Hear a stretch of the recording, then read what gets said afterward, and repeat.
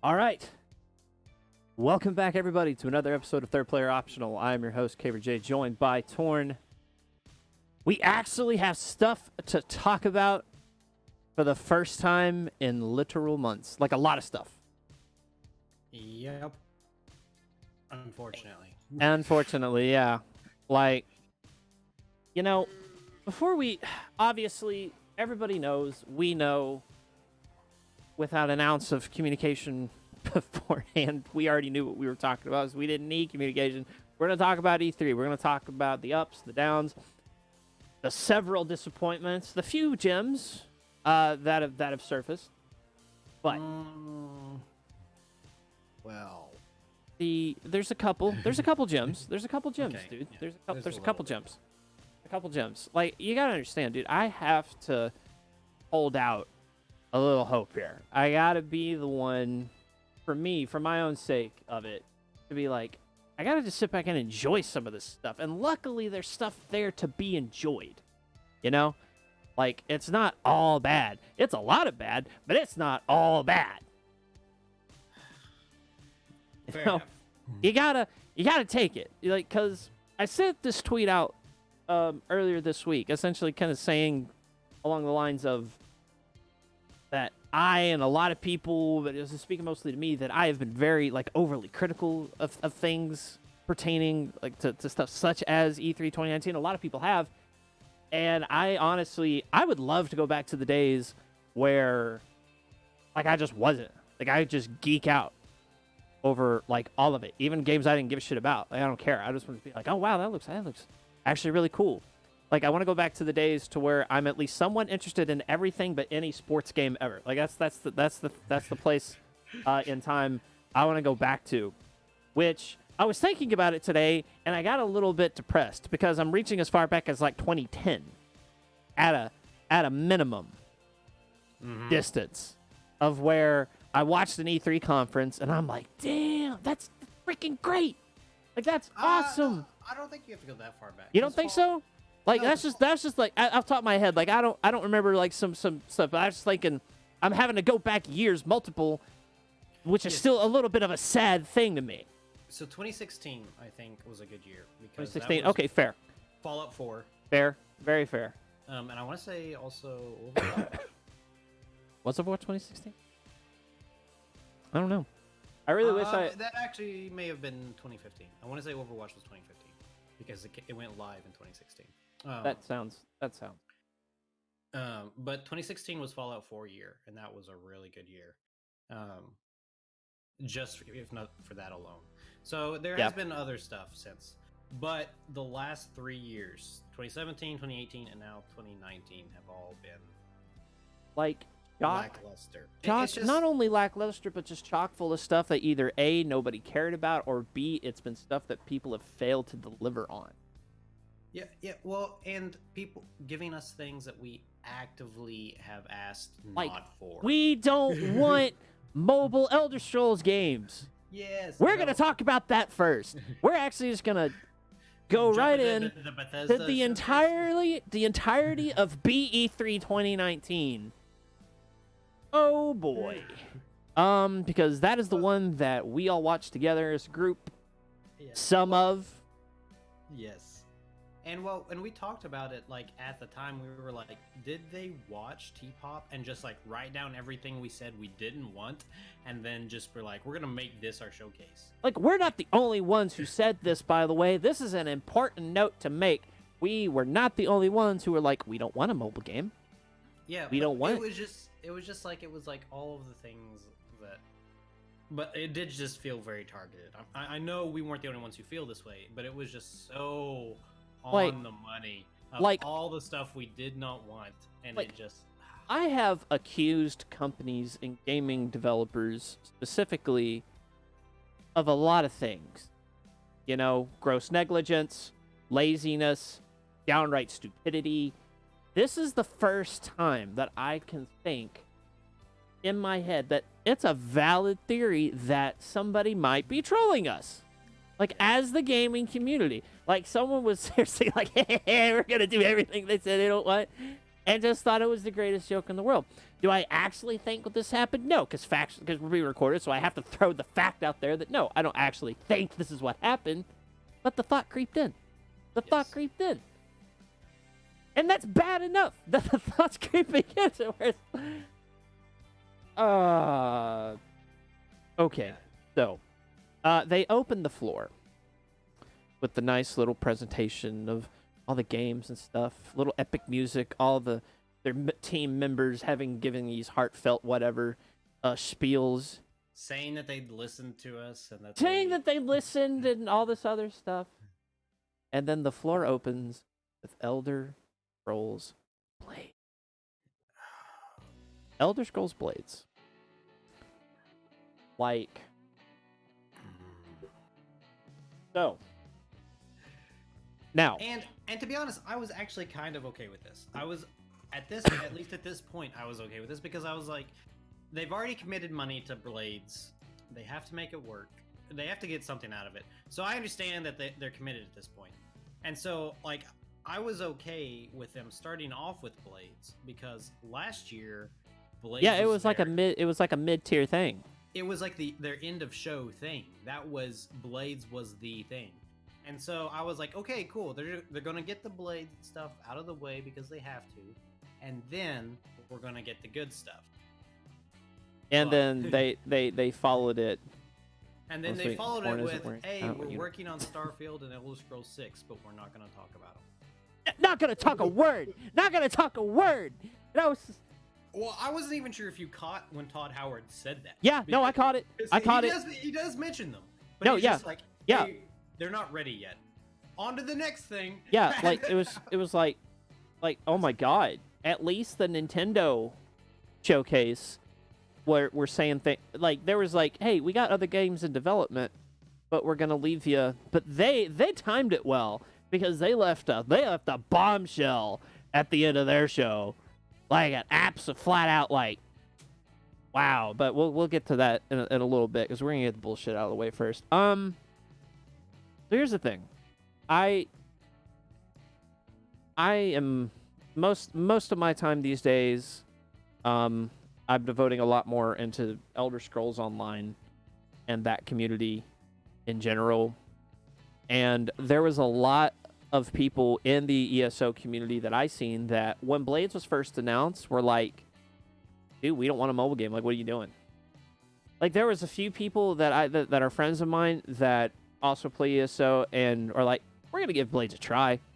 Like, it looks decent enough. We'll give it a try. And then weeks after it's out is like, this is a trash game. Like, the UI is awful. Like, everything about it was just not good. Well, and I'm not inherently against like mobile games because they have their place. They are a thing. They do have their place. Fallout Shelter was a lot of fun when that came out. I was okay with that. Yeah. But my point is that a mobile game should not be a AAA developer in a AAA developer showcase. That's we talked about this last year. We're going to talk about it again this year. No, it has no business, in my opinion. Like, why? Why is it on the E3 stage? Why are you wasting valuable showtime? We talk about other stuff. Like, surely there are some like cliff notes you could hit on the Elder Scrolls 6 or Starfield. Like, I would honestly rather some dude on a mic sit there, like, no visuals, nothing, just to tell me, hey, I want to tell you a little bit about Elder Scrolls 6. Here's what we got going. Here's kind of the stuff that we're playing with. Just like potential. Even if they're like, we still haven't even made anything yet. We're still building the team. That's what we're doing. Like, just that kind of update would be better than a fucking mobile game. Because, again, we go to E3 for the big stuff. And it just feels lazy. It feels lazy. It honestly, to me, and again, this is going back to gross negligence, to where it's just like, you're not listening to your community. To which, let's talk about the crowd for a minute, shall we? They were paid. At the BE3. They were paid. Like, what the fuck? At least last year, like the crowd was all like They were authentic. they were truthful. Like this year, they must have like had to sign some sort of like agreement that they were going to applause Like, when they came in, or something. and Or it was some sort of like applause track. Like it wasn't the actual crowd. Really. see, because see, I kind of somewhat joked about that, but I actually like. Again, I'm not one to throw out baseless accusations because even though it is so far beyond our realm of belief, it is still baseless to just accuse them of putting applause tracks over their stuff. But I did notice that the crowd was never on camera when the louder applause was going on. Yes. Like, I'm just saying that's odd and somewhat convenient. And I was looking at the Twitch chat of Bethesda E3, which, granted, Twitch chat, I'll just put it out there, you have to take it with several grains of salt. Not just a grain, several grains of salt. I'll say that now. But that being said, not everybody in there is a troll or looking to start shit. You know? They want to just put their own little comment in, and a lot of the little comments I was reading was... What the fuck is fake, going on? What the fuck? We don't want it. Boo, trash, garbage, fake crowd. That was in there a few times, I might add. And just all this other stuff. And it's just like, guys. Like, come on. And then, I was reviewing the Bethesda showcase earlier before we went live. And the YouTube chat, because there was the YouTube stream on it, I was watching the playback of that. The chat was essentially the mirror of the Twitch chat. Essentially the mirror of saying, like, fake, boo, all this other stuff. And it's just, guys, like, come on. And then they follow it up with Fallout 76, which threw another,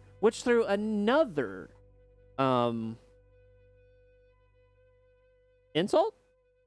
Yeah. So, okay. So there, I will say this. There is some good to the Fallout 76. So there's I'm going to start with the negative, talk about a positive, and then get to a really big negative.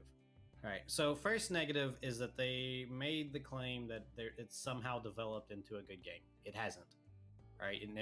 There is no community that they speak of. The community, if there is a community, it's like 10 like mouth breathers. Like, here's the thing: in one basement of Blizzard that got captured. And like, as a side note of that, if it did develop into like a, if it was going like some sort of cult community, yeah, and it's just like, listen, if you're gonna give us crowd metrics, like, please be honest about your source material in terms of just how many people you talking to. Yeah, because exactly. To say that the entire community in your game, when the community is 100, I'm not saying that that's the number, but I'm thinking that's a number that someone could look at and be, wow, a lot of people play this game. When in the grand scope of things, no, that is in fact not a lot of people. Yeah, and that is not near enough to draw from. Again, there's probably a community. There probably is a community in it. But I mean, there's a community still playing like Tetris, and arguably it's probably bigger than Fallout 76. But I would never call that mainstream. No, I would never call it mainstream. No, and that's just a. So yes, you have a community. Congratulations. But Fallout 76 has not been mainstream for a while now, and because it was a terrible game when it came out. Now. Then they followed it up and started talking about this new DLC that's coming out that's free, which I think that's a smart move. You should definitely be doing that. And the reason it should be free is because what they're doing with the DLC is just making the game what it should have been from the get-go. They talked as if like adding human NPCs was like this massive thing, like that was going to break the game. And it is a massive thing, but it shouldn't be. A massive thing for that game. That needs to be made abundantly clear. Massive thing for that game. Like, adding human NPCs isn't expanding your game, it's fixing your game. It is fixing it, 100%. This is a patch. This is not the DLC. That is, it's like a big patch because you were really fucked, but it's just a game-fixing patch. So, oh my god. So, Monday, during stream for me, this was brought up. It was brought up by Dragon, actually. And I'm like, Dragon, everybody, I'm gonna give you one chance to not go down this rabbit hole. I'm gonna give you one chance. And they're like, go for it. And so I ranted for probably a good half hour on my stream about why again, it should be crap by default. And they were talking their highlight, and they made a point to highlight choice and consequence. Dude, Star Wars Old Republic MMO did that. And did it better than you probably did. And this is a Fallout game. Choice and consequence is Once Fallout. again, by default. Like, it should be present in your world like oxygen. Like, it should already be there. It's like building an FPS and being like, we've added guns. Why weren't they there from the get-go? Why were they from the get-go? Exactly. Like, or like, I don't know. Congratulations for doing the bare minimum, finally. Like, like for doing your job as a developer, as a game developer, which again, okay, like there's a lot of work that goes into stuff like this. I appreciate that. You appreciate that. I think more people should appreciate that. But the fact of the matter is that what you're judged on is not your effort that we don't actually see, or your meetings, or your blood and sweat, or the freaking sleepless nights that you are more than likely having in your profession as a game developer, but it's what you bring as a finished product. Like, and it's not just developers' fault. I mean, these are people in charge. I mean, people in charge approve of these ideas, right? Like, approve of the lack of the good stuff, and it's like, how'd you get where you are? Like, someone needs to knock you off that pyramid and replace you with someone, like, viable. Well, and I don't want to, like, rip super hard on developers stepping outside of their comfort zone, because that's creativity. Because if you don't get people stepping out of their comfort zone, you get things like the Call of Duty franchise, which has stagnant, been stagnant for like 15 years now. Stagnant. But so we definitely don't want to encourage that. But at the same point, you can't get so experimental that you throw the standards that you've built previously for yourself out the window.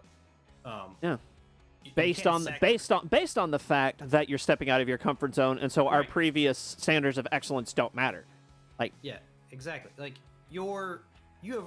Bethesda and the Fallout franchise has already built itself as this very story-driven world creation altering thing, and that's what has made you popular. You've done that really well. You can't just forget that. Yeah. And go into this. If you have to take a smaller step out of your comfort zone in order to maintain the standard, do that. Go ahead, step out of your comfort zone. Just don't go take a flying leap off a cliff. Yeah, I don't think flying, like, without your, I mean, just keep one foot back in the circle where you know what's going on. So yeah, it was, I don't know. So again, this DLC/patch, it's free, which it should be. It is good they're adding human NPCs. Again, I don't think it should be like praised as amazing, because I think it's just a fix. But these are still positives. These are good things. Yeah.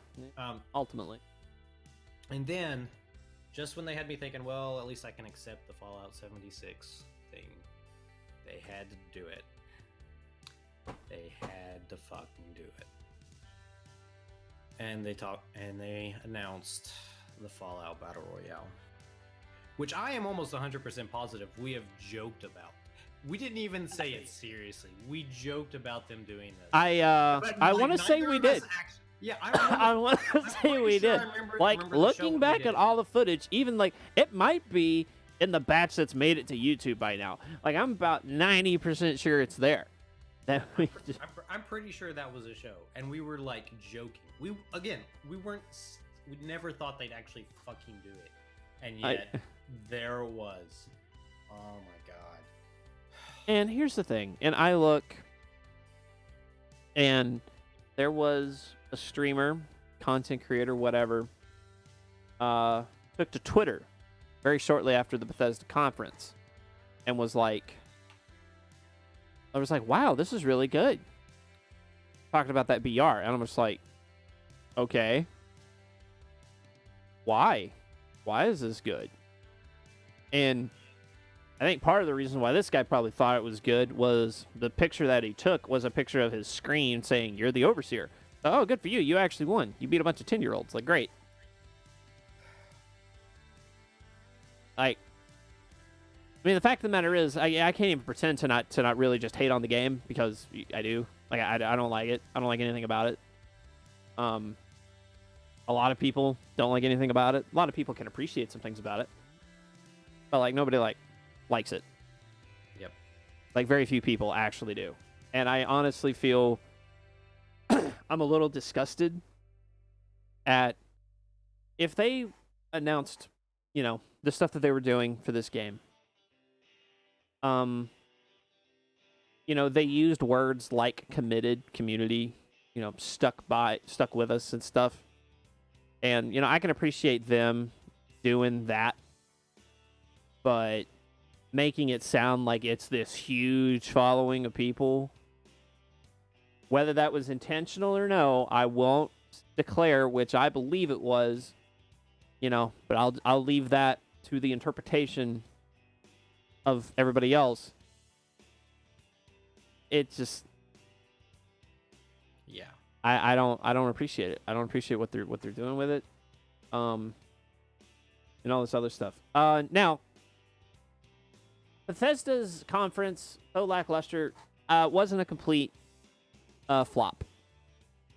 Wasn't a complete one. They did show some good. They did show some good stuff. I was actually really interested in Doom. Like, Doom looked like a super fun game. Just lots of crazy crap going on in Doom. I've never got into the series. Fallout 76 got 42K people. Like, who's streaming it? Who's streaming? Who with an established community is streaming Fallout 76 right now? Let me look. Like, I want to know. Because it's not because of the game. It's because of the guy. It's because of the person, guy, gal, whoever. Currently, Shroud is streaming. There you go. That is not... Of the 43,000 viewers, he has 38,000 of them. Who's number two? Who's number two is Grimm's, and they have 2K viewers. All right. Just go ahead. Count down till we get to, the low hundreds. Because I don't think it's going to have to wait long. There's only 4 streamers with over 100 viewers. It's not the game, it's the streamer. Yeah, it's purely Shroud. Shroud 100%. Is currently accounting for, if I do the math roughly in my head, 95% of the viewers of Fallout 76 are in Shroud. If he goes offline right now, it'll be dropped down to 2,000 people. Yep.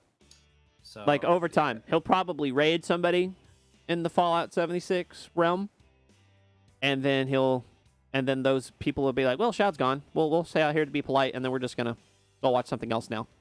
Because Shroud's not playing Fallout 76 anymore. It's not, wow, Fallout 76. It's, oh, hey, Shroud. That's the thing. Yep. Yeah, it's definitely not Fallout. It's definitely not Fallout 76. Shroud purely is probably just really tired of playing, Fortnite and wanted something different. Yeah, something different. So, he probably, and he honestly, let's be real. He's probably doing it for the meme. Come on. Yep.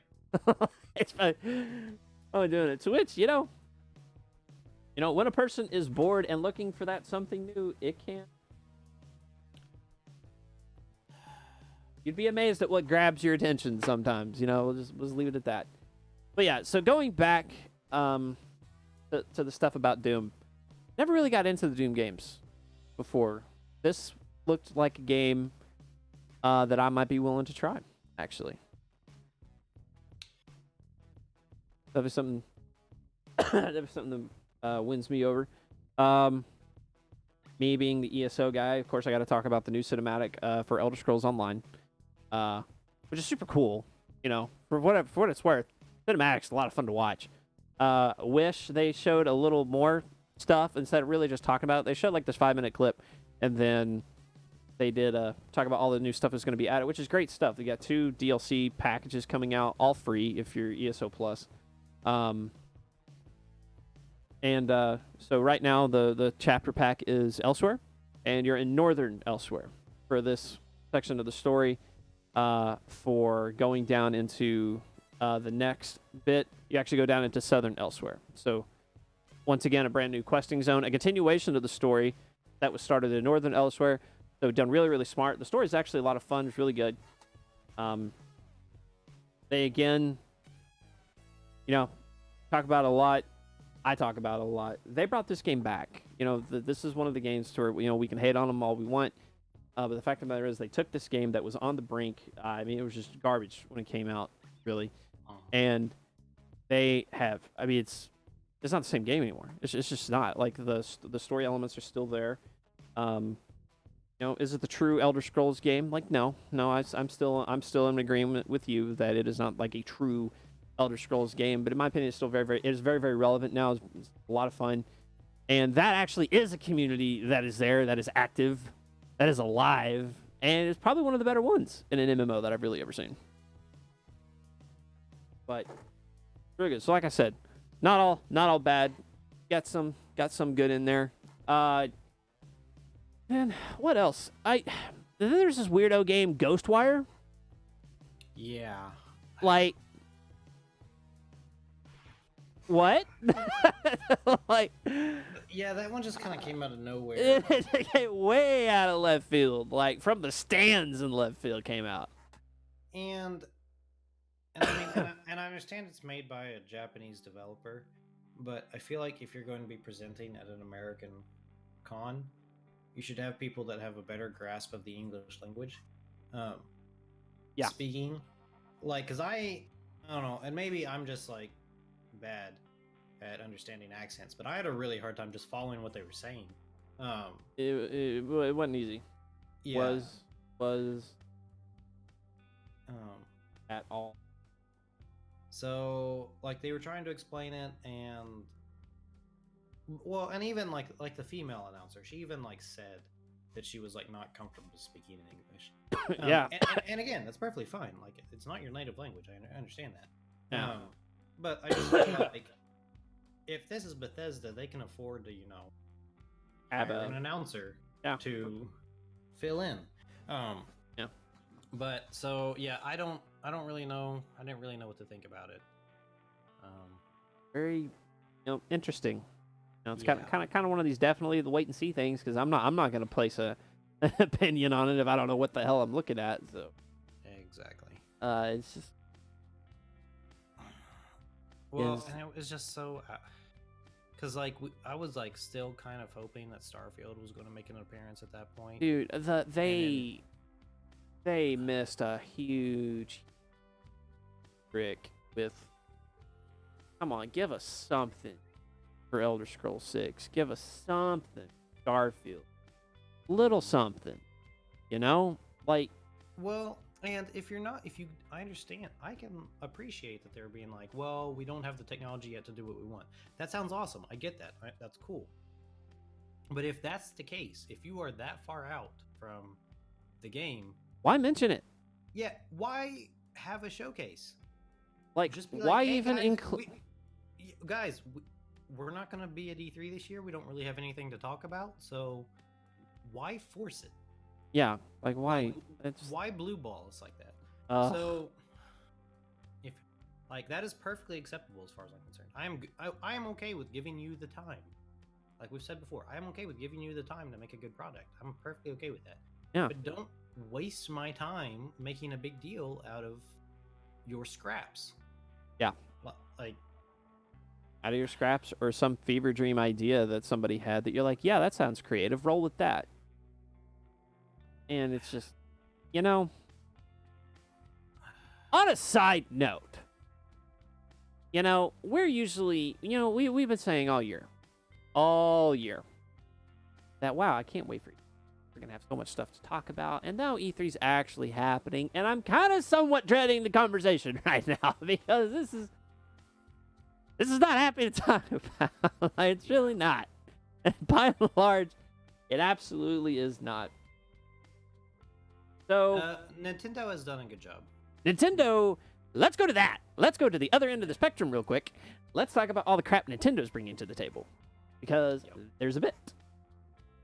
Talk about with the weird one that was oddly, the community was like, we talked about it before when it was first announced. Mario Builder 2. Like, even that's getting genuine. Like, yeah, we're gonna play both Mario and Luigi, and 2-player based levels and all this other stuff, which is cool. Don't get me wrong, but it's like that's like DLC. That's not like a whole game, Yeah, like we've talked about that.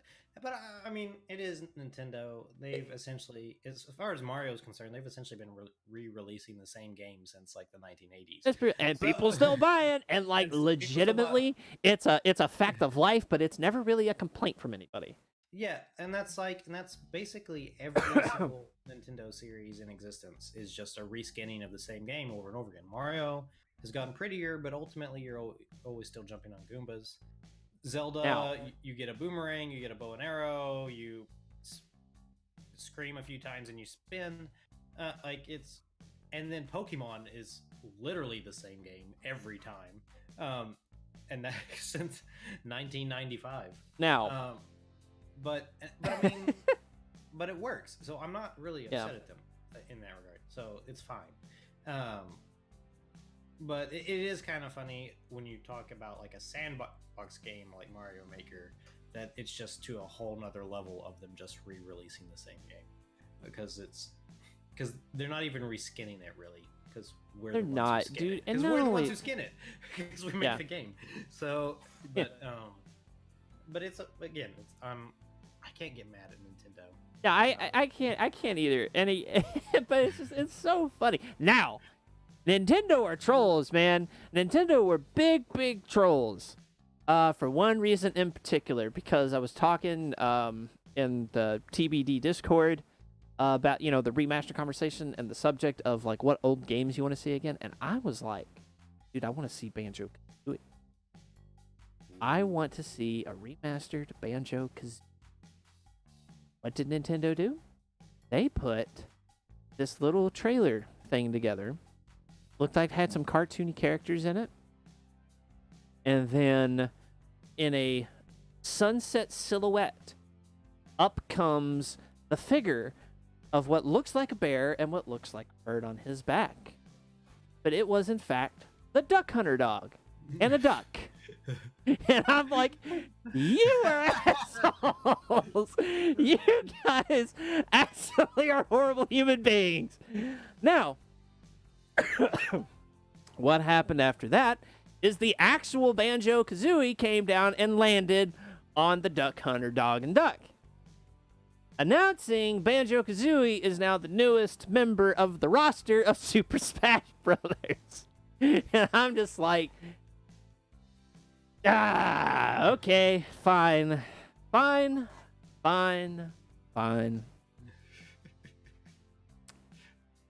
See, I'm okay with that.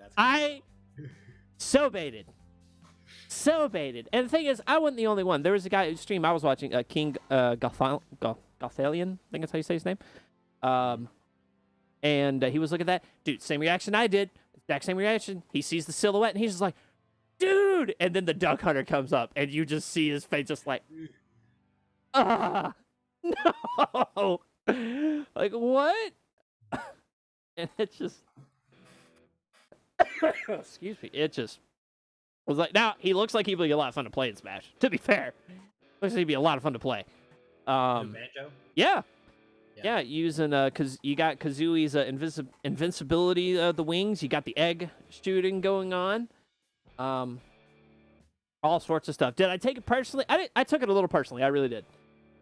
It was. You don't even have a Switch. Why are you getting offended? Okay, I'm getting offended at myself for not having a Switch because of what they closed out their conference with. Talking about Pokemon? No, like the very last thing that they showed during one of their showcase things. Which is, I haven't seen it in order. I've just seen highlights. It was the sequel to Breath of the Wild. Ooh. Sequel to Breath of the Wild. Sequel to Breath of the Wild. You still haven't played Breath of the Wild yet? I have, and I've seen so much stuff on it. It looks so good. It looks so great. And I'm just like, I've got to get a damn Switch. I know. I just said every Zelda game is the same, but Breath of the Wild is very different. No, yeah, it is very, very different. Like, I'm actually, because I'm playing through it right now, because I only recently got my Switch. As hard of a time as I've been giving Jay. but it's very much a it's almost monster huntering, which is different because you can, I mean, technically you can go and fight Ganon like as soon as you start, like you don't have to do anything, but every fight, everything is made significantly easier if you grind out and get the materials and stuff you need for it. Like you can do any fight just bare bonesing it, but it's incredibly hard if you don't like make the food, get your arrows, do all this other stuff that like is kind of a grind. So it's almost like, so it's very different. It's not just like, oh, you've got the boomerang, or oh, now you've got the bow and you pretty much always can use it. Like just getting arrows is like a quest in and of itself. So it's very interesting. Having enough weapons that are of good quality, because they're going to break no matter. I was about to say, like, yeah, they break like almost. Yeah, every weapon breaks. At least that I found so far. Every weapon, every bow, every shield. So like even if you do have a good weapon, if you're going to go and do like a dungeon, you need to go and get like 3 or 4 more at a minimum. Because so is there no like is there no, like, I don't actually know this. Is there like a repair mechanic, or is it just no? You gotta go find the stuff. Wow, you gotta go find more. They just have a durability, and when they break, they break. And you can like run out of weapons, and then you're just fucked. At which point you have like some magic abilities, which don't ever run out. They're the only thing that's like 100% permanent, and you get those. It's like the very first thing you do in the game is you unlock all the magics. So you don't. So you have all those from the get-go, and so technically, like bombs are not a material in the game; they're actually a magic. Like you summon a magic bomb, and you can throw it, and it blows up. So technically, you can kill everything with those, but just a whole lot of them. A whole lot of them, and they're very unwieldy, and it's not how you want to do things. I would also imagine that it friendly fires you, just it being a bomb.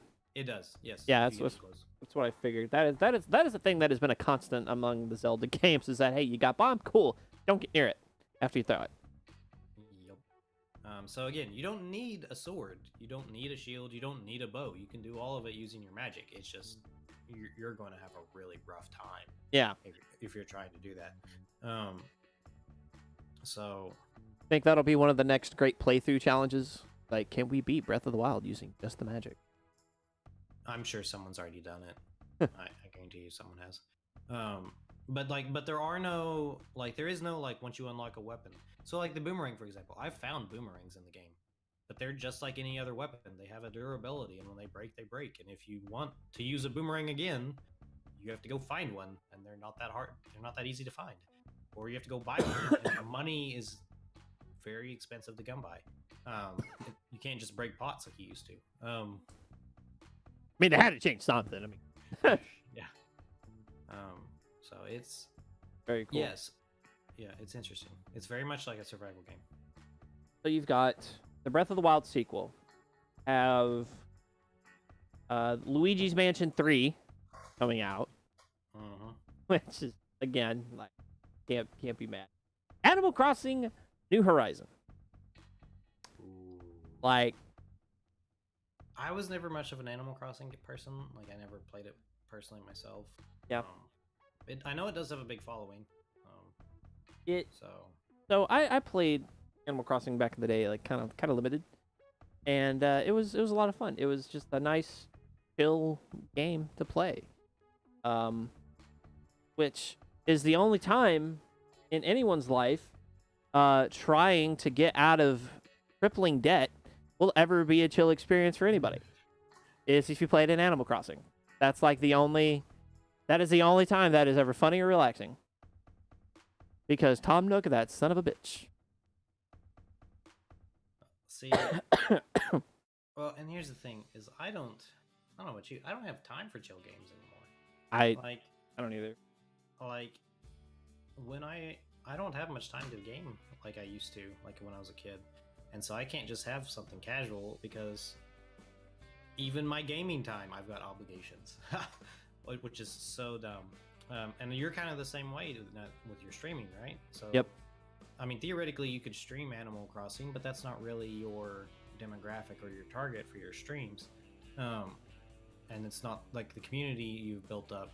There might be like Dragon or someone like that who would enjoy watching it, but for the most part, the people that watch you stream come for stuff like Dauntless and ESO and things like that. Yep.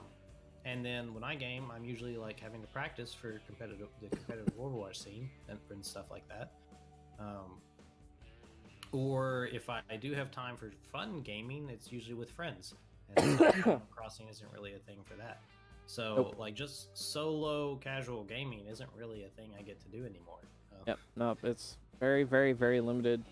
Like for me as well. Like so, Origins recently had a sale, to where they actually gave away a base game of Sims 4. And I'm like, sure, I'll download it. I tried to play it the other day, and I didn't even get past building my first house because I'm just like, oh my god, takes so long. Like, I need to go do other things. And that realization in that moment just made me so sad. Like, on the one hand, and it was just, oh my god. Crazy. And then Fuck life, man. so and then continuing the meme of Switch just literally getting every game on its port. Witcher 3 is making its way there. Of course it is. I mean, so you gotta throw that. Resident Evils 5 and 6 are gonna be there as well. New Dragon Quest game. I guess that's really about like all the big highlight stuff with Nintendo that I've seen. Excuse me? There's other stuff. Sword What? and Shield? What? Oh, that's true. Like the biggest thing? What are you talking about? That's true. Listen, here's the thing, man. I am very far removed, like, from Pokemon, and so it's gonna take a lot to get me back. I haven't actually seen. I didn't see the part with Sword and Shield in it. So it's been a few. Like I didn't do Let's Go Eevee or Let's Go Pikachu, and I didn't do the Alola games, the Hawaii games. So it's been about 2 or 3 generations since I've played one. But I will probably do this one, if for no other reason than because I've been begging for this since I was 10 years old. On the console. A proper Pokemon game on the console. So even if I never get to play it, I'm probably going to just the fact that you own it, just to support it. Yeah, just the fact that this exists. Thank you so much for making it. Yeah, no, I get that. Yeah, and I mean, the thing is, the Switch is actually portable. So I mean, there may be times when like my girlfriend is driving me around and I can play in the car. So it may. I'll get to it eventually. But... Yep, so that's true. It's just, like, I'm very excited for the prospect of it, but just as the time gets closer and like all this other stuff that I'm interested in, it's a little harder, I guess, for me to get excited for it. I want to be proven wrong though. I want to. Again, I'm not. To say that I'm excited to get my hands on it is not necessarily true. Like, I mean, if I never got the game, I would be alright. Like, I would live through that. I would be perfectly fine. But I am excited that we've come to this point. If that makes sense. Yeah. Like, I'm excited as part of my childhood. I'm excited for the franchise. I'm excited for the industry. Yep. I'm glad we've made this transition. So, yeah. I'm glad it's happening. It just I just also recognize I may not be able to for it anymore. Right. So yeah. So now, that's all the big stuff from Nintendo. Cyberpunk 2077 made a interesting presentation. Yeah. Bringing out Keanu Reeves, Mm-hmm. which so smart on their part for one. Smart on their part for two. That the man's in the game. Like. Well, I mean, this has been an interesting thing because this, like, 10, 15 years ago, you would hear people talking about movies, and they would be like, "Well, the only reason anyone even wants to watch this movie is because they've got a big name actor for it." But now it's funny because we're starting to see that with video games. Yep.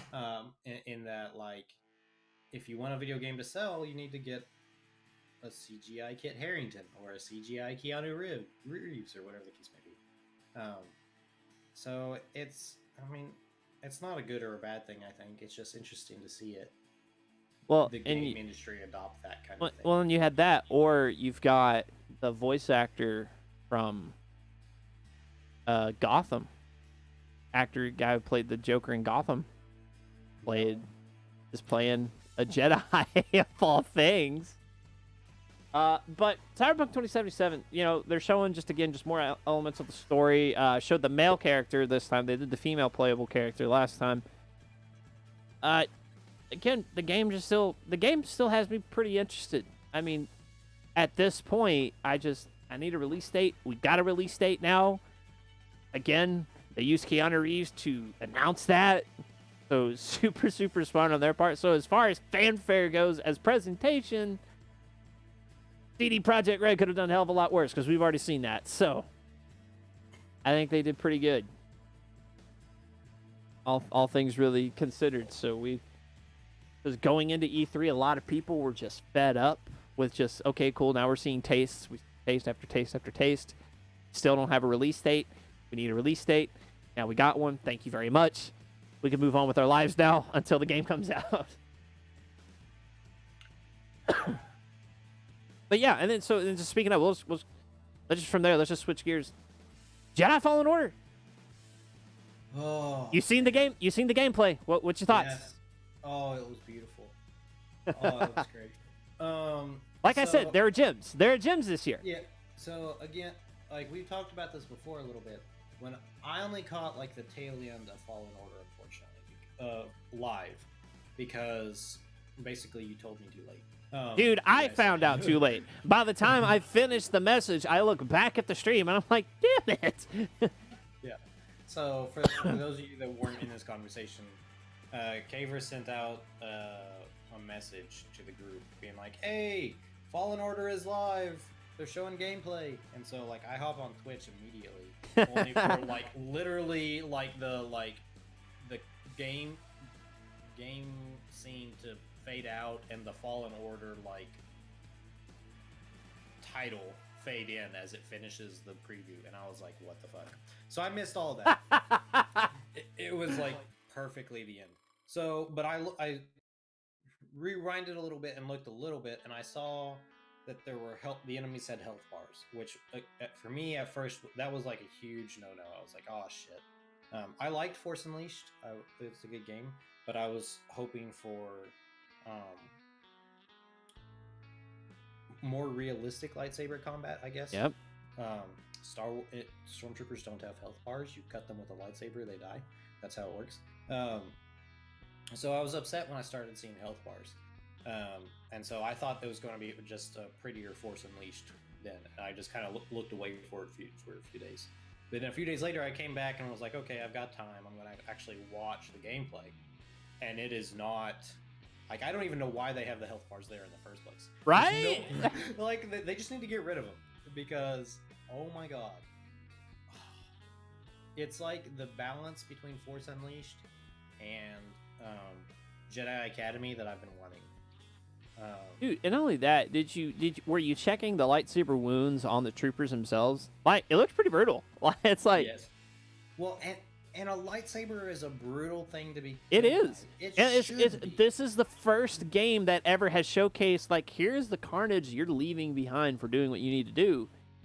And it's... Yeah, there should be, like, some impact. Like, they shouldn't just be, like, ragdolling off a cliff or something whenever they get hit by a lightsaber. They should be, like, quite literally decimated. And it looks good. They showed it. Combat. Your thoughts on the combat itself? I like it. So I haven't seen him get hurt in combat. All I've seen is him destroying people. But if I had to guess, based on how easy it is for him to kill them, I would also guess, and I hope so actually, that it's very easy for them to kill him. Like I Yep. don't think because he's able to like stop time sort of and like stop blaster bolts and things like that. I don't think he should be able to absorb a whole lot of blaster bolts. One, maybe two, kills him. So I think, and I'm okay with that. That's Yeah. how it should be. Blaster bolts Absolutely. kill people. So Absolutely. I'm So- hoping it's almost not quite Dark Souls level, but I'm hoping it's that kind of combat. It's that, it's like, it's going to it's going to be very skill based. very skill based. And the thing is, you look at the mechanics and stuff. They were talking about it in the talks leading up to it when they did the first promo for it.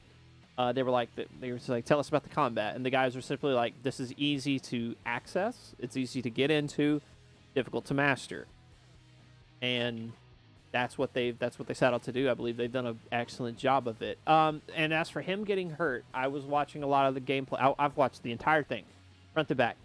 I don't think the player lets any actual stormtrooper hurt him, but there are purge troopers, which are essentially the Jedi hunters. They're one step below the Inquisitors. They have the dual-ended shock batons that Grievous's boys had, and yeah, they won't be thrown around near as easy. Like they'll block, they'll dodge. You go to force pull them, and they'll jam their thing into the ground and like drag themselves, and then they'll just let go suddenly and let themselves be carried over to you and just get a free hit on you. I mean, it's combat, very skill based, and yeah, every hit that you get will be a bit of a punishing one. I don't think it's like 2. I mean, it could be 2. I have no doubt that you can ramp up difficulty to make it 2. Because yeah, it's the fluidity of the combat is to me was almost mesmerizing. Because people keep comparing it to Force Unleashed, and that is only because it is the closest thing that they can think of that has come out before it. But it is its own game. It is 100% its own game. Like the wall running, the double jump, the skill tree that you have. I haven't seen actually the skill tree yet, hoping it's nice and expansive and gives you some options. No light side or dark side. This guy is a Jedi, so we did learn about that at the story. Everybody's fine with that. I'm fine with that. This is a Jedi story. Let's have it. Let's have a good fleshed out story, please. And I'm okay with that. yeah, and I think we're gonna get it. I think we're gonna get a great story. Well, And and like they were saying during so I did catch this part. So this game is canon. Yep. And a story that is canon can't have 2 different endings. No, it So cannot. One ending. Saul Guerrera is in it. Guerrera was, I believe, in Clone Wars. No, it wasn't in Clone Rebels? Was it Rebels or Clone Wars? He was Clone Wars was why would he be? Clone Wars was like years ago, man. Yeah, I know, but like, Clone Wars was episode 2. Or sorry, episode 3. now I'm talking about like the Episode 2. veteran of the Clone Wars. He was in the Clone Wars, but he wasn't in the Clone Wars movie. No, the series. I'm talking about the Clone Wars series that was out. Like I believe he made an appearance in the series. But he's already been in a movie. He was in was it I want to say it was 7? It's either 7 or 8. He was in Star Wars 7 or 8. He was in it. He's already been in a movie. It was either 7 or 8, or it was Rogue One. Rogue One. That's it. I knew it was one of them. I knew it was one of the more recent ones. Yeah, Rogue One. He was in Rogue One. He's Rey, not Rey, but the female lead in Rogue One. He was like a dad to her or something like that.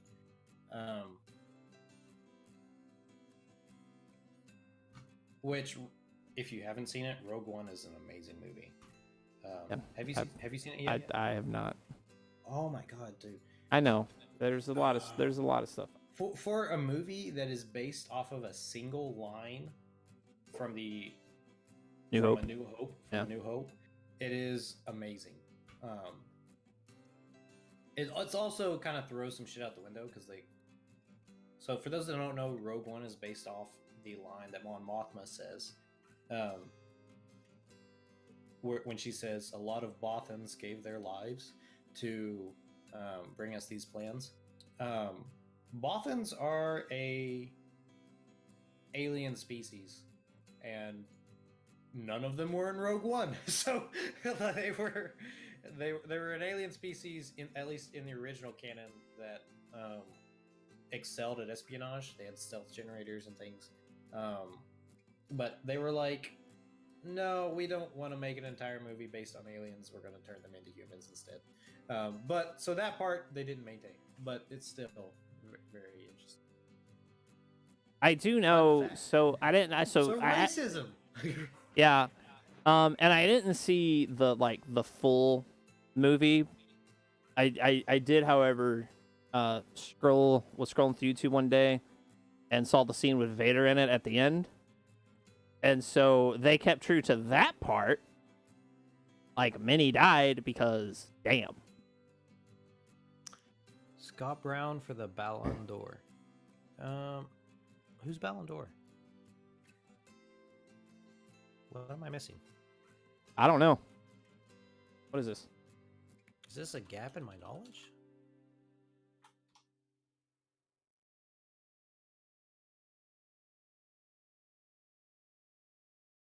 Oh, this is soccer.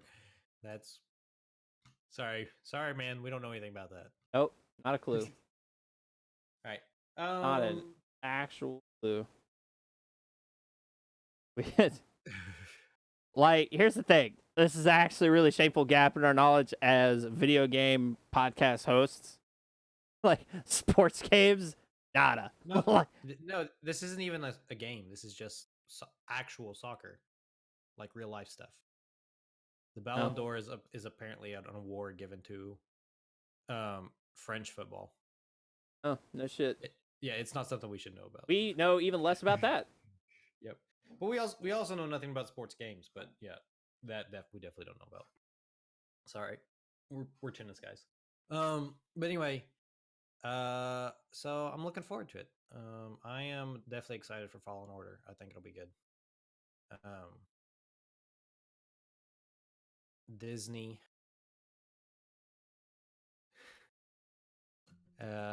Disney. It's terrible to say, but Disney does well with things when they take it over. Well, I'll reserve the final bit of that judgment once I see it. I've been hopeful about the stuff that's coming. A lot of people have been like ripping on the new movies. I've enjoyed them so far. Yeah. I'm looking forward to the last one. Other than Solo, that was. Yeah, Solo. We don't count Solo. We don't count Solo. So. Yeah. Speaking of kind of Disney, and I want to talk about another like branch in their arsenal now. We're going to the Marvel side of things. Mm-hmm. The Avengers game that they showcased. Ooh. So, did you see it? I have not. Okay. I've heard about it, but I've not So, seen it. did you hear about all the hate that the character design's getting? No, but I'm looking at them now, and I understand it. Like, when I first saw the trailer, I'll admit, I was looking at it, and I'm like, interesting choice. The jawline on Black Widow. Yeah. So, looking at it, like, there are... It's honestly her and Captain America. I'm the least happy with how their characters turned out. The others, all right, not bad. Well, Iron Man's face mask just looks silly, but they're all not perfect. Like, trust, they all got their problems. I promise. But what is this for? Is this a mobile game? No, this is console. I'm about 90%. This is a console game? Oh, that is bad. Yeah, that should not be a thing. Like, I don't know. Like, it was one of these things where I'm interested enough in it to where I was hoping I would see more gameplay. They showed a lot of cinematic-y type stuff, and they really didn't show anything. But I love the idea of it. Is the thing. Like, it made me, like, at the time that I was seeing it, made me really blind to like all the design flaws that the characters have, because they're freaking flaws. Like, they're not opinions. Like, it's flat on a flaw. But I was hoping to see like actual gameplay, but they didn't actually show it. They showed like little excerpts like in between the actual cinematic stuff of what could have been gameplay. Don't really know. Don't really know at all. Like, apart from everything that they were able to show, nothing, nothing is really no, we don't know what the game's about. Like there's a calamity that happens, the Avengers lose, then there's a time gap, a time jump, and from that point, it's like don't really know. You see Tony Stark a little later on. He's arguing with Banner, and essentially it's like, essentially like Tony can't accept that they failed, which is typical, like for his. So at least they're hanging on to that character trait of his, but I don't know. It seems kind of what's the word I'm looking for?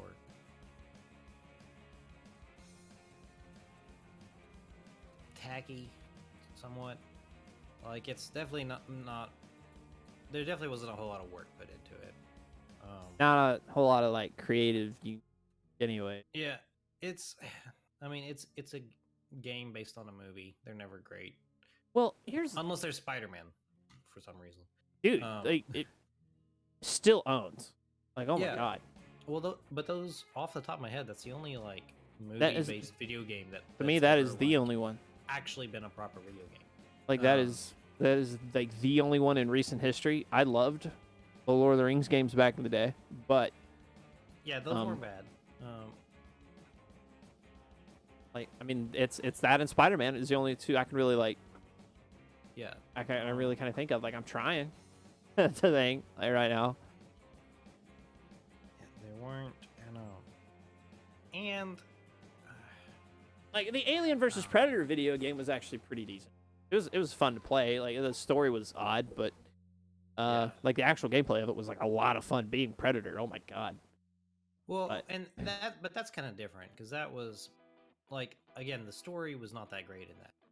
I'm talking about story-based games because story-based games. Alien vs Predator was great multiplayer. If it's the one that I'm thinking of where you could be Marines, Alien, or Predator. Yeah, it was great for multiplayer if you were the Predator because that's literally that's the only way you're winning consistently is if you're Predator. I don't know. I saw Marines wreck a few times, but no, that wasn't. That was a revolutionary concept to an extent. And so the three factions shooter kind of thing. And so that was good. But for the most part, a lot of movie-based video games just come off tacky. And Avengers, this just falls into that same category. They're milking off the popularity of Endgame, which is okay, but I don't think it's gonna be anything great. So the problem, that's a big pitfall to fall into. Because if you're rested on your laurels just thinking that Endgame's going to take... Number one, the main reason, just throwing this out there, why a lot of people hate the character models, first reason is, they're expecting the Avengers. The Avengers it's a brand on your mind right now of who the Avengers are, what the Avengers look like. And if you're not at least in the ballpark, which none of these are, then it's just a lot of people. That's a lot of people. I mean, that's the initial. I feel like that's the initial response to it. Now, that aside, you forget what the Avengers look like now, and the character models still look bad. But if they'd done proper character models, that would have been a very big investment into them. And they know, and we know that it's just a cash grab, so they're not going to put a huge amount of effort into it. There's going to be a bunch of little kids that are crazy about the movie, and they're going to see an Avenger games, and that's what they're going to want to play. But there's never going to be a huge following for this, and they know that, which is why the quality is not that great. So it's fine. I mean, it is what it is. It makes me a little sad though. I'd have played it if you put a half decent amount of work in it, weird character models and everything. In order for them to put a half decent that amount of work nowadays, it would have had to have been in development for at least 3 or 4 years, and they just didn't have that much time to know even when Endgame was going to come out. Infinity War was only 2 years ago, so. Or a year ago. Well, and the other thing, I was looking at the little excerpts of gameplay that they kind of sprinkled into what I think is gameplay. They sprinkle into the bits of the cinematic stuff. It looks very, very linear. And there's a scene where Iron Man is flying over the bridge. And you see the camera is like panned right behind the suit as he's flying. And it reminded me loosely of the little bits in Spider-Man PS4 where you press a button and you see him like bob and weave through this big obstacle or whatever. You know, which look cool like visually, like looks great. But you know, then he goes right back and you can control all your movement, but you just have that one moment of, hey, here's like a 2-second thing of him like going through something. And that to me, that it just looks like it's going to be a bunch of prompts of, oh, we're going to go left, we're going to go right, we're going to shoot this, we're going to shoot that. Very linear. That's just what it reminded me. I just couldn't shake that, like that image, you know? And then you see Hulk jumping from the Quinjet down, and again just kind of just going straight line, like he jumps a gap, he smashes a guy, like, you know. And that was a little more blended into what was cinematic to what I think is maybe actually gameplay. But again, just seemed very, very linear. Like the only thing that might potentially be some fun is it showed Widow, you know, very reminiscent of her jacking a Chitauri vehicle in New York in the first Avengers movie. Kind of had that going on. She was grabbing onto one with a jetpack, you know, and that kind of showed like a player kind of third-person viewing angle of that, of, oh, hey, maybe you can do that. So maybe it's not as limiting, we'll just say, but a lot of assumptions based off of a promo video, but yeah, we'll just ultimately see how it pans out. Yeah. I'm not going to get my hopes up. I'm not either, really, but like I want to see more of it just to see it. Oh, boy.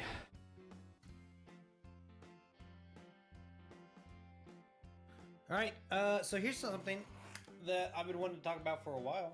Okay. It's been out a little bit long. It came out before E3 started, technically, so it's a little bit older. Call of Duty Modern Warfare. Let's talk. Let's fucking talk. I have not been this excited about a Call of Duty game in a long time. And I hate that I'm getting my hopes up. I hate that I am. But from what I've seen and what I've heard from the people that have actually played it, it might be the comeback. So, I don't know how much you've looked into it. I've actually looked into it quite a bit. I have looked into it just a little bit. My interest is piqued. So, the reveal trailer, that's not necessarily like it is gameplay. It's like cinematic gameplay. But all of that is in-game engine stuff. So how that looks there is how it's going to look in-game. And it looked gorgeous. It looks beautiful.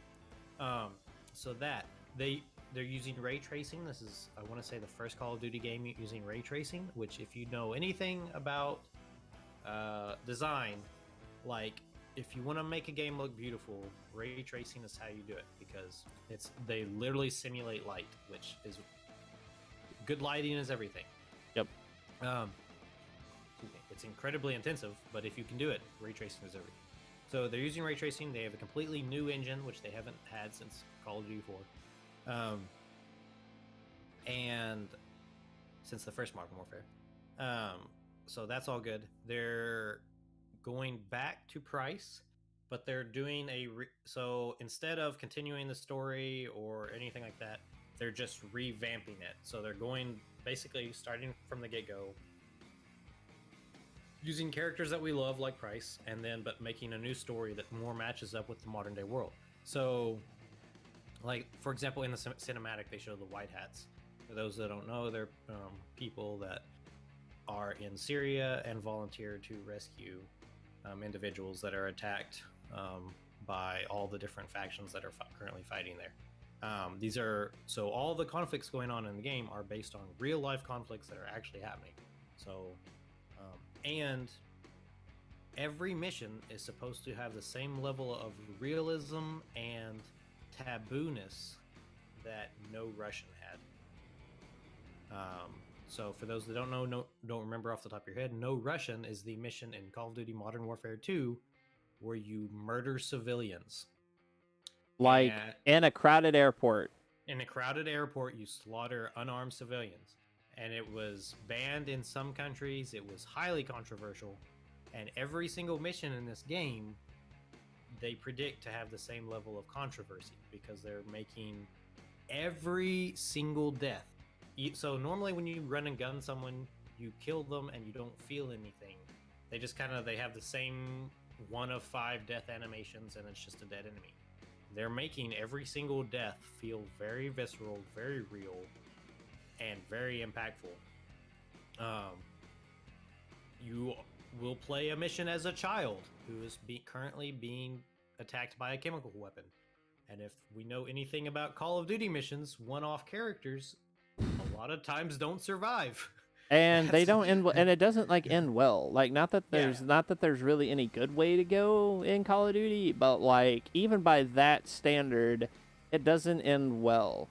Probably the most tame one when you were President Al-Falani in Modern Warfare 4, and you're in a car ride to your own execution, watching guys being gunned down against the wall, watching a guy run for his life from a dog, and all this other stuff. Then you get tied to a post. You see the barrel. Executed. And you see the barrel, and then you see the white light. Yeah. So imagine that. Probably the most tame one ever. So we're probably going to get something similar, but as a child, if I had to guess. And I mean, it's kind of terrible to say, but I'm actually really looking forward to that because this is the kind of thing that we were talking about earlier, that they're definitely stepping out of a comfort zone here because they're going into some dangerous territory, but it's still Call of Duty.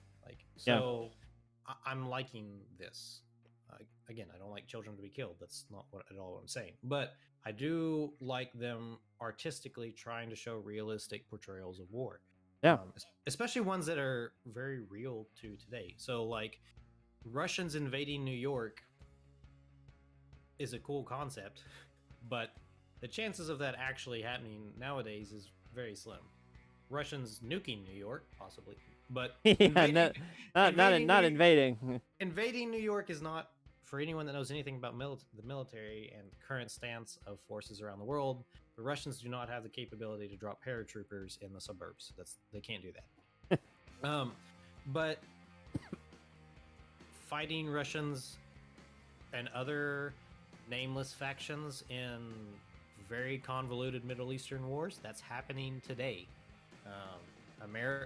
Just last week, a Russian cruiser came within 50 meters of an American ship and almost ran into them during a helicopter landing, almost killing someone. These are the kinds of things that we're running into. Very complex situations. And I like that they're trying to show that.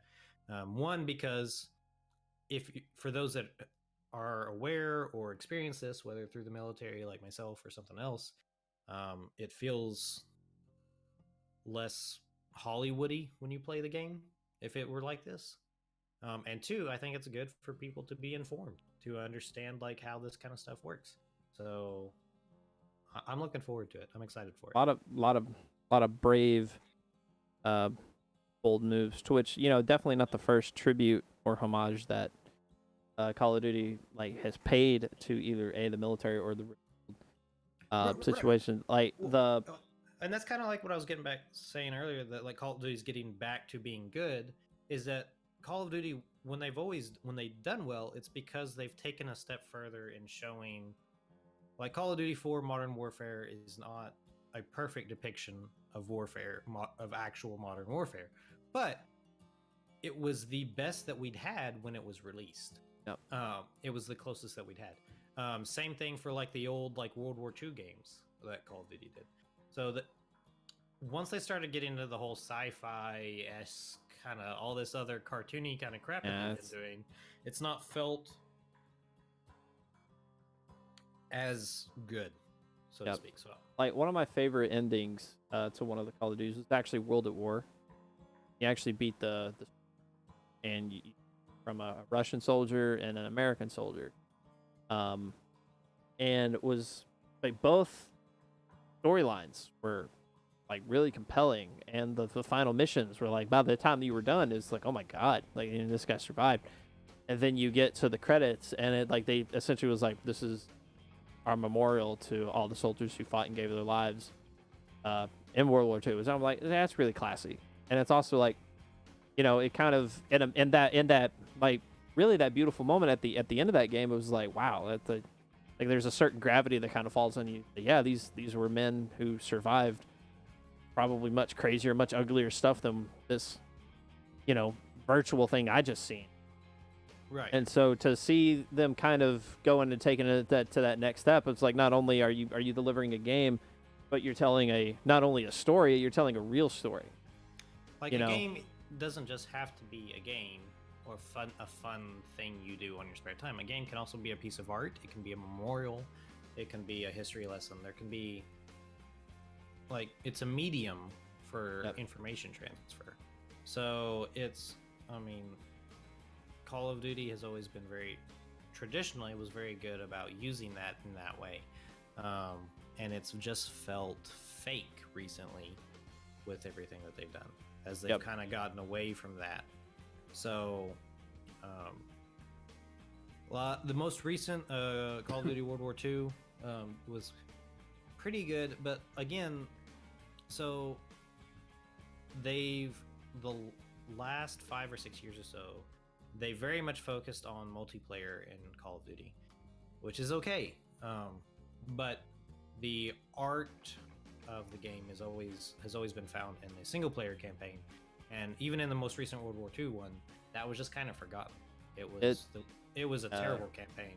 The multiplayer was fine, but campaign was garbage. And so the fact that they're very much focusing on the story once again is very hope inspiring, at least for me. Yeah. Yep, I agree. And there's bring probably the for me brings back a lot of memories, because really honestly, Modern Warfare was really is one of my favorite ones like ever, of like the entire series as a whole. Like it was always one of my favorites. That was the first one I really got into, like both story wise and then multiplayer wise. A lot of hours into that campaign, into replaying that campaign. That campaign so much replay value to me. Yeah. Well, it still does. And then, I still pull it out every once in a while.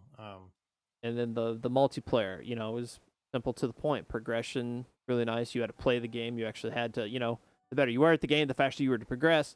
That gives you, weapons were level locked. Not effing pay to win. Yeah, I went there. And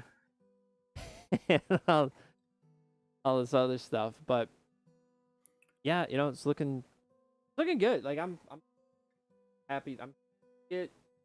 I'm definitely gonna be looking more at it to see. Sure. But so in speaking of, I guess, in the theme of military games, let's talk about Ghost Recon Breakpoint. Oh baby. Let's talk about Ghost Recon Breakpoint. Yes. Oh, man. Game looks beautiful. It does. Co-op mechanics on point. What's a Ghost Recon game? It's better, hey, these things, other developers are stating the obvious about their bullshit, so I'm going to state the obvious here. Co-op mechanics on point. A crafting system. An actual survival system. You must eat. You must drink. You must treat wounds effectively. Like, there's all this stuff that goes in to Nomad and the crew's survival now that was not figured into Wildlands. The Wildlands was a great game. It was not at all a concern. You could run 20 miles. Fine. Takes you a minute, but you'll get there. You'll be annoyed. But you'll be annoyed. That's the worst thing. That's the worst thing that happens to you as a person when you run 20 miles in Ghost Recon Wildlands, is that it takes you a good damn minute. But now it's like, no, you're going to die of dehydration before you get there. Yeah, like, I'm looking, assuming we have the time. So that's my biggest concern. We will make time. my biggest concern for this is not that the game is going to be bad. The game looks beautiful. My biggest concern is that we won't be able to get the gang together. No, I will make time. Like well, I will. You and I definitely will do it. But like ideally, we need our 4-man squad, right? And so we've got. Here's the thing: a 4-man squad, as far as I'm concerned, with this game, can sit it out if they don't want to join in. Like you and me. Like I got my ghost partner in the stream with me right now, so it's like we will go in to Breakpoint, and we will just go and kick John Bernthal's ass. Is what we'll do. Yep. Which, once again, here's another game getting a big actor in as the villain, no less. Which, dude, did you see his monologue? Did you see his monologue to the Wolves? Yes, I did. Dude, makes me just want to root for the guy. Like, just for the fact. I'll be right back. Oh my gosh. So guys, if you haven't seen the monologue, you just need to Google it. You need to Google the Breakpoint John Bernthal thing. It is a lot of fun. Just so very good. Prone, he knows all about this, so I'll just go ahead and just be saying that to you guys. There's prone camo now.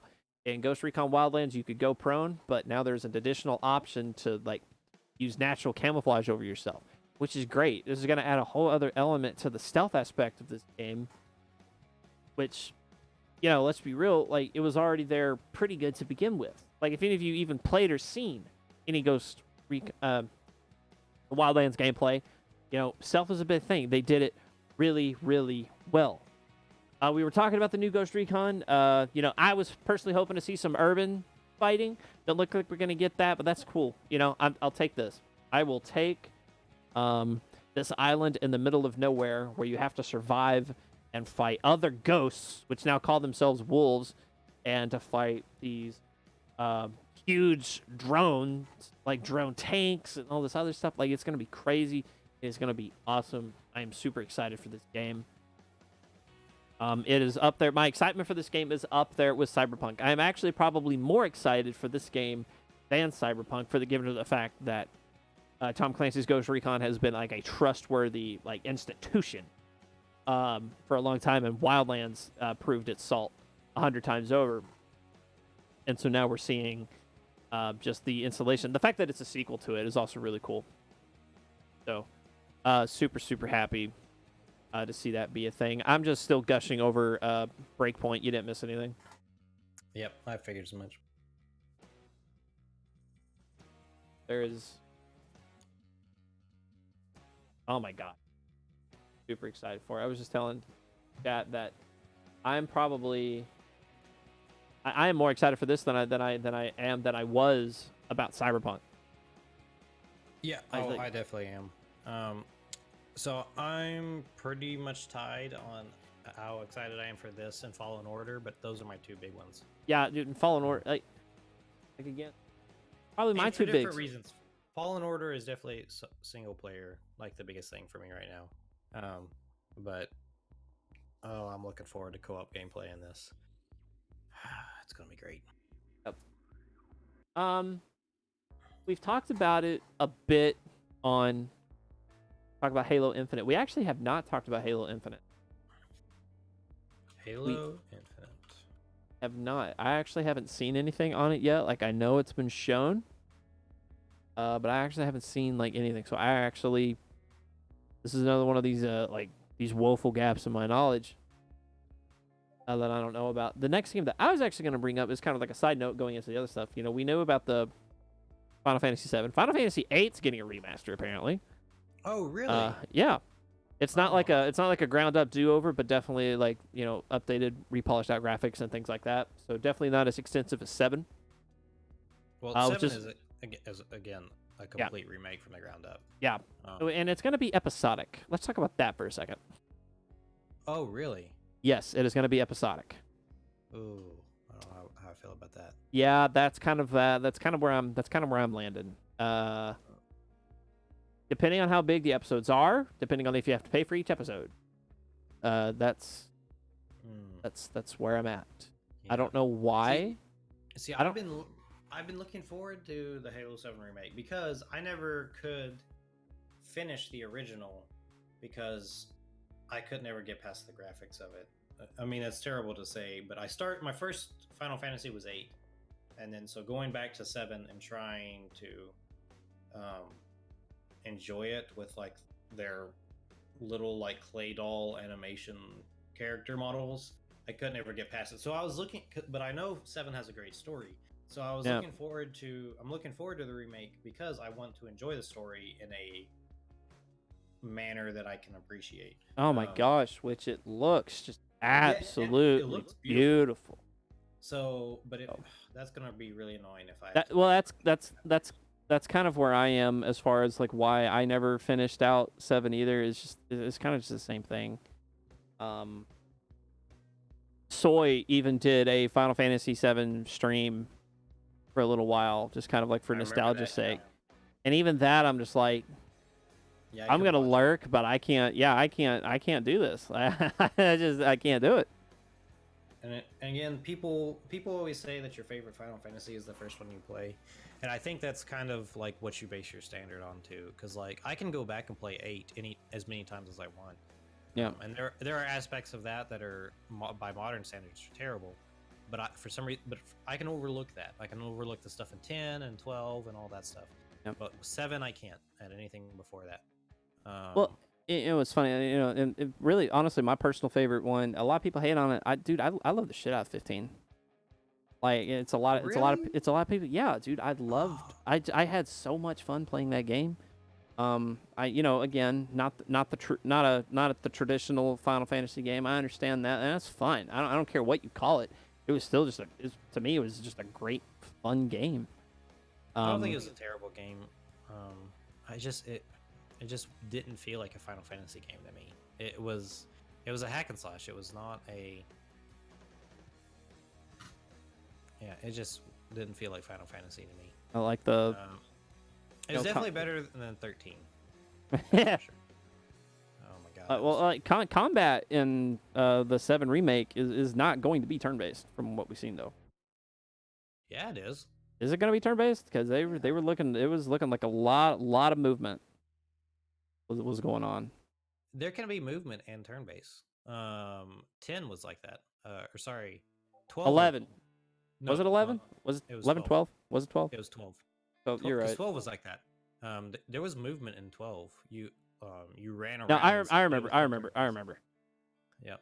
And I was all for that. That was all good. The last time that I looked at anything for it, I hadn't seen the E3 stuff on it. That it looked like it was gonna be like maybe not as hack and slashy as 15, but definitely it looked like it could have been. Yep. So there's that.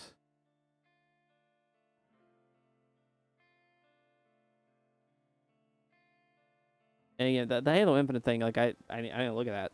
Like that's the thing I've mind on. Unfortunately, going to the PlayStation side of things has had its drawbacks. Yeah. Well, I mean, in Halo's terms of tied to Xbox, and Xbox lost. So, I mean, Infinite is going to be on PC, so eventually I'll look at it. But I'm not going to buy an Xbox just for Halo. Yeah, that's kind of like where I was at 5. Nope, not happening. Let me.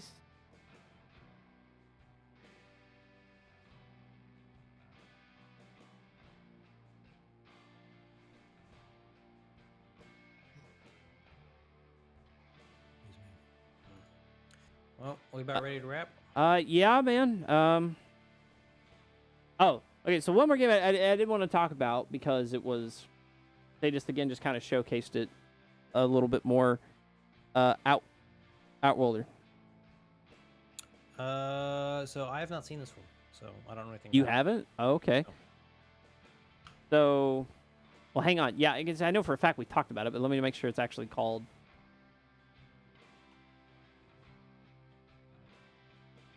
Outworlder, Outland.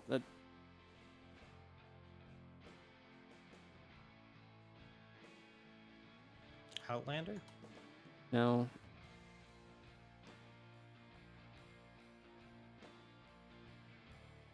Outer Worlds. I'm sorry. I keep forgetting the title. It's the Borderland-esque game. You go up against the corporations. Oh yeah. Okay. Yeah. It's made by Obsidian. That's cool. Outer World. So, definitely a game that they showcased really heavy like choice consequence for their game, which they can brag because number one, this is not an IP that's already established to already have that, so I'm cool with them showing it. But it was the trailer had a scene of if this guy could be a villain, and you kill what I'm assuming is just a civilian in the street, or you could be a hero, and it says. And there's this guy that your character is saved, and it's like, oh hey, thanks man. Here, take this gun. I hope it does you more good than it did me. And there was kind of a pause. It's like, or a psychopath, and then you take the gun that the guy just gave you and you shoot him. So like, just from the, it looks like a mix between Borderlands and Fallout. That's kind of what I'm getting. Yeah. I think it's single player only.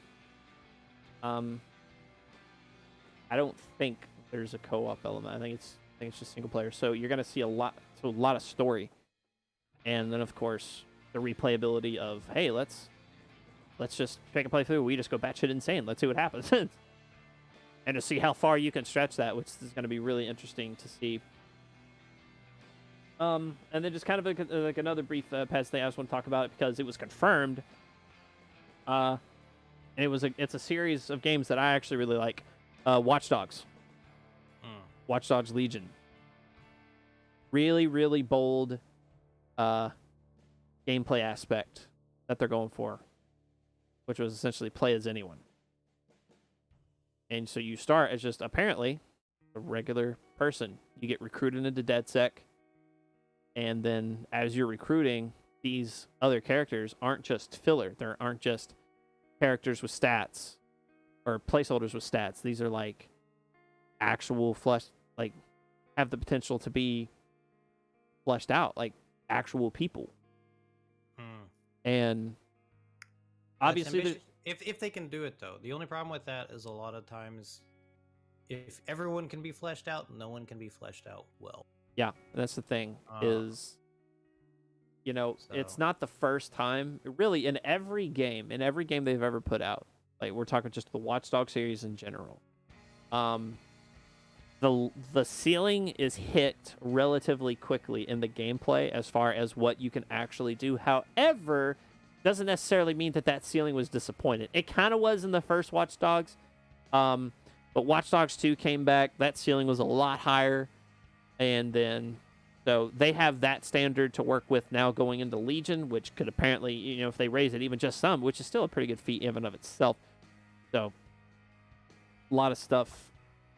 Again, definitely a big lot of wait and see, but I'm happy to see it happen because it wasn't actually a certain thing or not. If there was actually even going to be a third, so I was really happy to hear there was one. But that's all I got for tonight, man. Cool. Plug in and get the heck out of here. Alrighty then. Alright guys, I'm Toarn at twitch.tv/Toarn and at Twitter.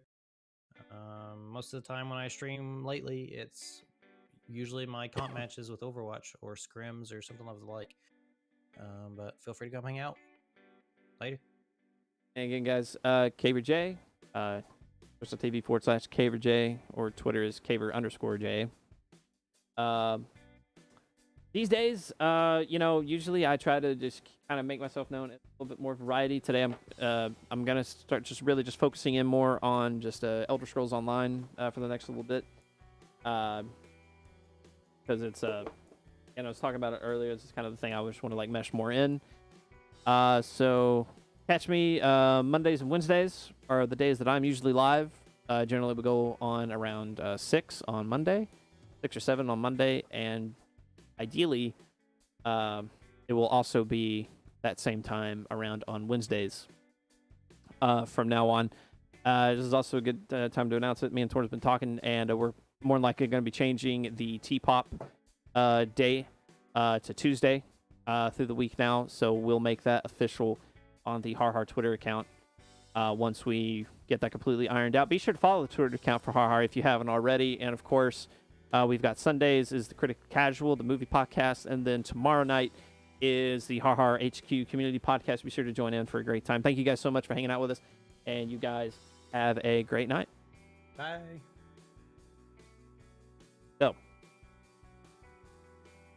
So all in all, I think it went pretty well. You know, stop the stream. So, no, I have not stopped the stream because we always do the thing. Oh yeah, the thing. Because we always do the thing. Our penises and we rub them, and then we're like, oh no, it's not over yet. And so, yeah. At least we're not streaming in. By the way, have you noticed that there's like your window in the back is freaking the fuck out? A window. I don't know what. It's so what it is. It's clear. It's a reflective cardboard box. And it's reflecting the light, and I have a fan on. Like a borderline thing. Dude, tell me someone to raid. Like I don't know who. Oh yeah, we have to do that. That's the thing. Curly Chris is on. I'm doing Curly Chris. Yep, do him. Goodbye.